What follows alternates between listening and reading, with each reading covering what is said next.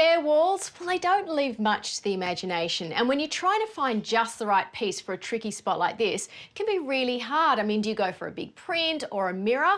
Well, I reckon you should have a go at customising something yourself. And if you take the colours and the inspiration from what's around you, you'll have a piece that truly works.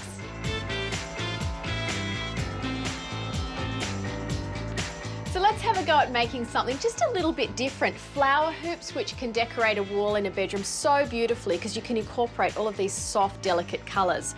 Now, believe it or not, this is real. These days you can buy a wide array of gorgeous preserved flowers in these really delicate colours. Easily in Australia you can find eucalyptus and gum leaves, all sorts of different natives. You can buy catkins quite readily.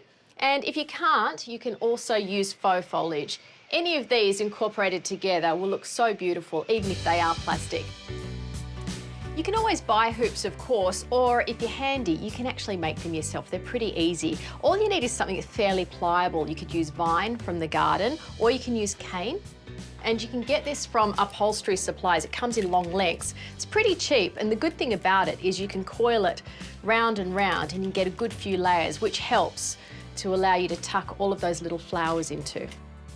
So you don't even need to wire it or glue, just keep twisting it round and it will help to hold itself together. You can add beautiful texture to a hoop just by using different materials like this hessian. You can get this from the craft store. Now you'll see here the colour coordinates beautifully with the palette, so that's a really important thing. You don't want it to stand out too much. But what's nice about hessian is you can cut it down. You can see you get these little threads that you can just pluck away, and it gives you a really nice little fringe effect, which is quite beautiful when it's mixed in with the flowers. I think that's nice. Now this is where the layers of the cane actually come in quite handy, because you can tuck that end in between and then just very gently just wind it around. You don't want to make it too tight. These loose sort of swathes really add to the look. Then once you get to the other end, just tuck that in and it will hold itself in place nicely. Okay, so now you just work out where you want that to sit. It could go at the top or it could go down to one side, which I think is quite nice. So the rest of it really is about the flowers and the foliage. So I think we'll start with the greenery. So you just want little sprigs of eucalypt and bind them tightly together, just using wire. And then, using a slightly thicker wire, you can attach it to the hoop.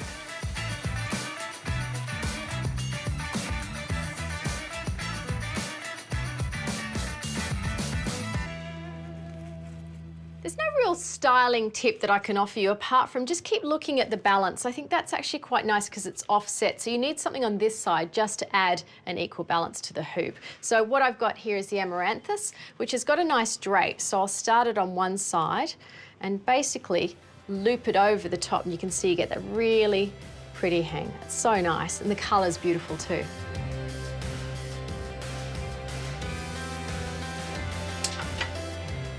Remembering the old decorating rule that odd numbers always work better than even. I don't know why, but they just do. So I've added two more here, a larger one and a smaller one, just to kind of add that balance.